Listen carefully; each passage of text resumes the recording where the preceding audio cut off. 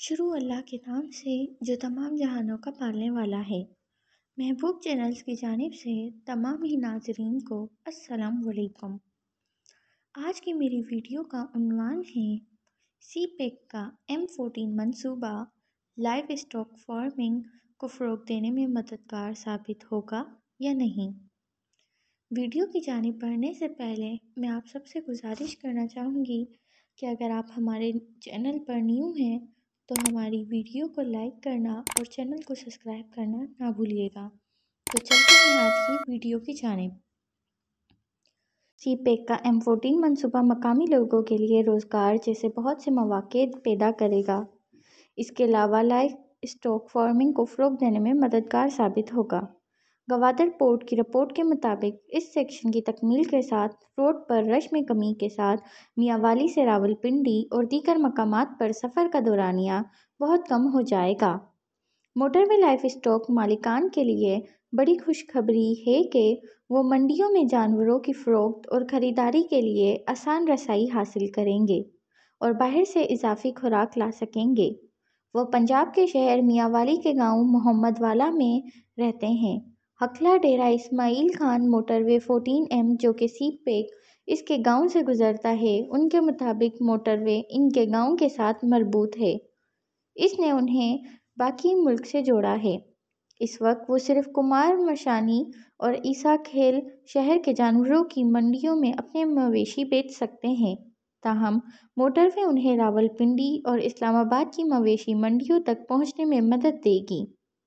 محمد اویس کی طرح D I میاں والی اور اٹک اضلاع کے دیہی علاقوں میں رہنے والے لوگوں کی اکثریت کا ذریعہ معاش بنیادی طور پر زراعت اور لائیو اسٹاک پر منحصر ہے۔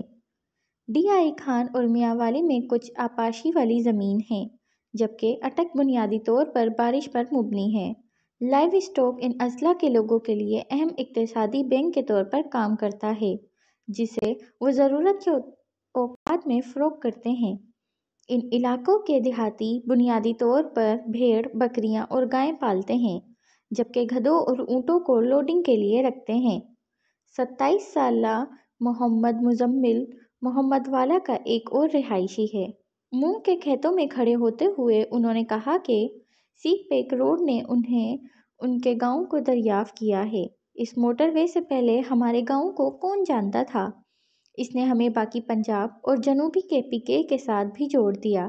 زراعت کے علاوہ محمد مزمل گھر میں مویشی بھی پالتے ہیں۔ بارش کے پانی نے دریائے سندھ کے قریب مونگ کی فصلوں کو تباہ کر دیا۔ زراعت اور مویشی پالنا ہماری بقا کا بنیادی ذریعہ ہے۔ اگر آپ کی فصلیں خراب ہوتی ہیں تو آپ کو گھریلو اخراجات پورے کرنے کے لیے مویشیوں پر انحصار کرنا پڑتا ہے۔ میاں والی کے گاؤں کلو والا سے تعلق رکھنے والے عطا اللہ خان نے کہا کہ اگر ہم اپنی مصنوعات کو مرکزی علاقائی سبزی منڈیوں میں سپلائی کر سکتے ہیں تو ہمیں مناسب قیمت ملے گی۔ انہوں نے مزید کہا کہ وہ M14 کی تکمیل کا بے چینی سے انتظار کر رہے ہیں۔ M14 اٹک کے کسانوں کو اپنی پولٹری مصنوعات ملک بھر میں بھیجنے میں بھی مدد کرے گی۔ اکنامک سروے آف پاکستان 2021 کے مطابق 80 ملین سے زیادہ دیہی خاندان لائیو اسٹاک سے جڑے ہوئے ہیں اور اپنی آمدنی کا 35 سے 40% سے زیادہ اس ذریعے سے حاصل کر رہے ہیں۔ 4 رویا موٹر وے جو Indus high way 55N per yard D I Khan سے شروع ہو کر 1M پر حلقہ تک لائیو اسٹاک کے ساتھ زرعی ترقی میں اہم کردار ادا کر رہے گی۔